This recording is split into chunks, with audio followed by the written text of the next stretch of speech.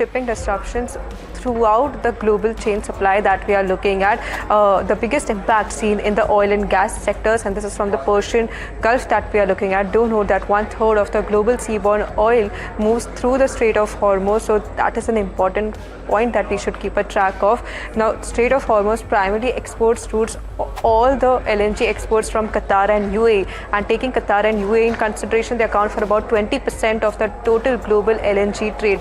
In fact, 2/3 of India's oil and half of its LNG imports flows via this route that we are looking at. So India will have to source its imports from alternative countries and shipping routes if they close this route or the escalating Iran and Israel tensions that we are looking at.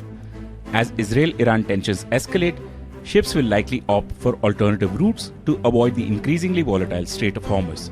Longer shipping routes mean higher freight costs as fuel consumption by shipping fleets rises.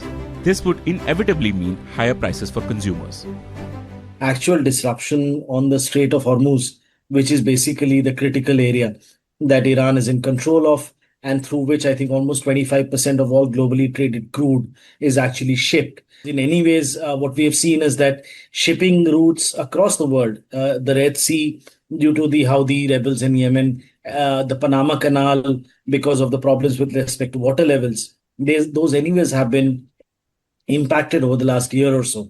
So this additional, disruption can actually raise the costs of transportation and can disrupt actual supplies to a huge extent.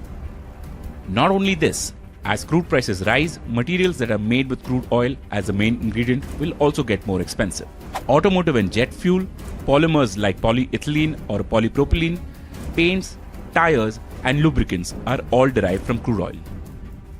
Iran and Israel have been locked in shadow war for decades. Remember, it's a very complicated area. There are a lot of interest and proxy wars, shadow wars happening all the time. Iran doesn't recognize Israel as a state, and we know that Iran has been accused of using proxy forces such as Hezbollah in Lebanon, Hamas in Gaza, and the Houthis in Yemen to attack Israel.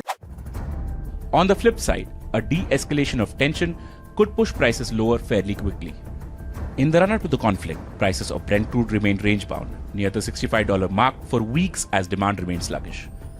With global growth flagging, easing of tensions would once again draw attention to the oversupply. For now though, tensions persist. Bureau Report, NDTV Profit.